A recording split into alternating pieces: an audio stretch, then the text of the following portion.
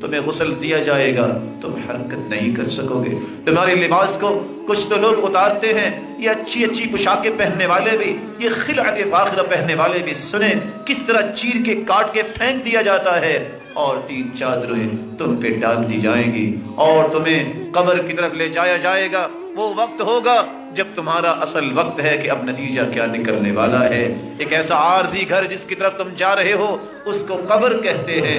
رسول اللہ صلی اللہ علیہ وسلم نے فرمایا یتبع المیت 3، 3 چیزیں میت کے ساتھ جا رہی ہوتی ہیں۔ اہلو، رشتہ دار بھی جائیں گے، وہ لوگ بھی حتیٰ کہ جائیں گے کہ تمہیں دنیا میں برداشت نہیں کیا کرتے تھے۔ اس دن لوگوں سے منہ چھپانے کے لیے، تانوں سے بچنے کے لیے دشمن بھی تیرے ساتھ جائے گا کہ آج تو مر گیا ہے، لیکن دل ہی دل میں خوش بھی ہوتا ہوگا کہ اس سے جان چھوٹ گئی، لیکن جائے گا۔ اور اس کے ساتھ ساتھ مالہ، تیرا مال بھی جا رہا ہوگا، تیری متحدی میں کام کرنے والے بھی سکورنگ کرنے کے لیے جائیں گے۔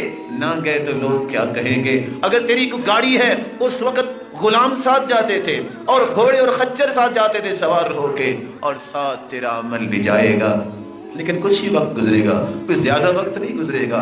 آخر 4 تکبیریں پڑھ کے جنازہ پڑھا دیا جائے گا، سب لوگ فارغ، اہل و عیال بھی واپس، یہ 4 پہیے گاڑیاں بھی واپس، خالی آئیں گی۔ کوئی وہاں نہ آپ کا غلام رکے گا، نہ آپ کی چاہت کرنے والا رکے گا، نہ آپ کو اپنے سر پہ دنیا میں بٹھانے والا اور جس کو تم ہاتھوں پہ اٹھائے پھرتے ہو، آج کوئی بھی وہاں نہیں رکے گا۔ سب مٹی ڈالیں گے اور اپنے ہاتھوں کو جھاڑیں گے، بلکہ بار بار دیکھیں گے ہاتھ گندے تو نہیں ہو گئے، اپنے لباس کو جھاڑیں گے، واپس آ جائیں گے۔ تیرے ساتھ رہے گا تو تیرا وَيَبْقَى مَعَهُ وَاحِدٌ، تیرا عمل باقی رہے گا۔ ادھر بند کوٹری میں تم گئے، بڑے بڑے کھلے ولاس میں رہنے والے سن لے، وہ بند کوٹری میں جب تم گئے، اگر ایمان والے ہوگے تو فرشتے سوال کریں گے من ربک ما دینک ماذا تقول فی هذا الرجل الذي بعث فیکم، رب کے بارے میں سوال، اللہ کے نبی کے بارے میں سوال، تیرے دین کے بارے میں سوال۔ اگر تو دیندار ہوا تم جواب دو گے، اچھا جواب، صحیح جواب، فرشتے خوش بھی ہوں گے۔ اور فرشتے جب آتے ہیں سوال کرنے کے لیے، بال ان کے بکھرے ہوتے ہیں اور اس طرح ان کی آنکھیں جو ہیں اللہ ذوالجلال نے نیلی بنائی ہیں، اور زمین کو اکھاڑتے ہوئے دہشت و وحشت پیدا کرتے ہوئے آتے ہیں، اور آتے ہی بٹھا لیتے ہیں چودھری کو بھی، غلام کو بھی، بچے کو بھی جو بالغ ہے، بوڑھے کو بھی، اور کڑیل جوان کو بھی۔ بتاؤ من ربک، تیرا رب کون ہے؟ اگر رب کو دنیا میں پہچانا ہوا، اس کے سامنے سجدہ کیا ہوا، اس کی بات مانی ہوئی، تو یہ زبان بول کے کہے گی ربی اللہ۔ نہ اس میں رٹا لگانے کی ضرورت، نہ اس میں سوچنا کہ میں ہر وقت یہ اپنے سامنے لکھ کے رکھ لوں۔ عمل ہوگا، توحید پہ کاربند ہوں گے، شرک سے بچا ہوگا، شرکیات سے پرہیز کیا ہوگا، صحیح جواب ہوگا۔ 3 سوالوں کے جواب دو گے مسلمانوں، آسمان سے آواز آئے گی ان صدق عبدی، میرے فرشتوں، میرے بندے نے سچ بولا ہے، سچ بولا ہے اس نے۔ افرشوا لہ فراش الجنہ، اس کے چاہنے والے کہاں چلے گئے؟ اس کو مٹی پہ ہی لٹا کے چلے گئے۔ سنت بھی یہ ہے کہ قبر میں کوئی چیز نہ بچھائی جائے، اس کو مٹی پہ ہی لٹا کے چلے گئے۔ میرے فرشتوں نہیں، باقی کام پھر ہوگا۔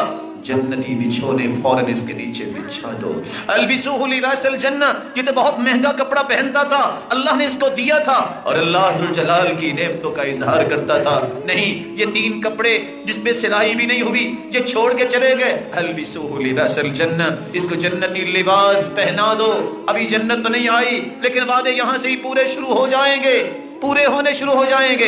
اللہ فرمائیں گے یہ بند کوٹری میں آ گیا، بڑے کھلے گھر میں تھا۔ فَيُفْتَحُ لَهُ قَبْرُ، اور اس کی قبر کو کھولا جائے گا۔ مُدَّ بَصَرِ، جہاں تک اس کی نظر جائے گی۔ رسول اللہ صلی اللہ علیہ وسلم نے فرمایا جہاں تک انسان کی نظر جاتی ہے، بندہ مومن کی قبر کو کھول دیا جاتا ہے۔ وَيَأْتِيهِ مِن رَوْحِهَا، جنت کی خوشبوئیں آنی شروع ہو جاتی ہیں۔ یہ تھا مومن کا حال۔ اور مومن جو ہے جب اس سے حساب لینے کی بات ہوتی ہے، وہ کہتے رک جاؤ۔ اس کو دکھایا جاتا ہے کہ سورج غروب ہونے والا ہے، کہتے رکو، میری عصر کی نماز رہتی ہے، میں نماز پڑھ لوں۔ لیکن کہے گا وہ جو نمازیں پڑھتا ہے، ایک وہ ہوگا جو کافر ہے، ایک وہ ہوگا جو عقیدے کا منافق ہے، اور ایک وہ ہوگا جو شک کرنے والا، دین میں شبہات اور یقین نہ کرنے والا۔ جب اس سے سوال کیا جائے گا تو کہنے والا کہے گا فرشتہ من ربک، بتاؤ تیرا رب کون سا ہے؟ یہ قبروں پہ سجدے کرنے والا، یہ اللہ ذوالجلال کے مقابلے میں کسی اور کی عبادت کرنے والا، یہ کسی اور کے ساتھ اللہ ذوالجلال کی محبت جو اللہ ذوالجلال کے ساتھ کرنی ہے کسی اور سے کرنے والا، یہ کہے گا ہاں لا ادری، میں نہیں جانتا. ہاں لا ادری وکأنہ یتذکر شیئا ولم یدکر. ہاں سے کیا مراد ہے؟ جو حدیث کے الفاظ ہیں. سوچے گا یہ لفظ تو سنا تھا, یہ تو تقریروں میں بھی لوگ کہتے تھے اللہ ہے اور اللہ ذوالجلال رازق ہے, وہی مالک ہے, وہی عبادت کے لائق ہے, لیکن یاد نہیں آئے گا.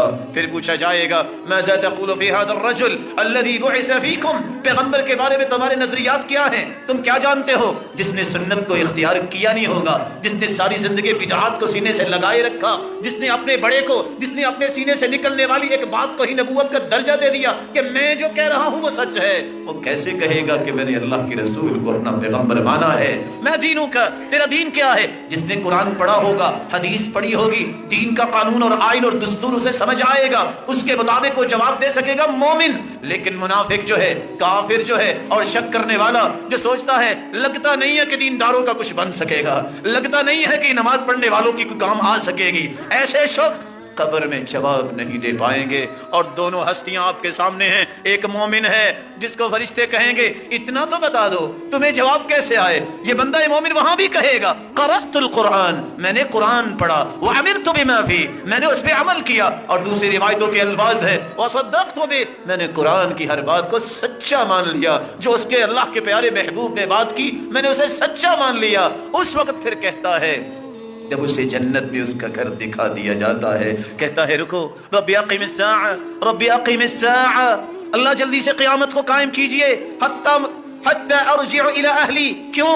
میں جلدی واپس جاؤں اپنے اہل و عیال کی طرف, جا کے بتاؤں دیکھو نیک عمل کا مجھے بدلہ کتنا اچھا ملا.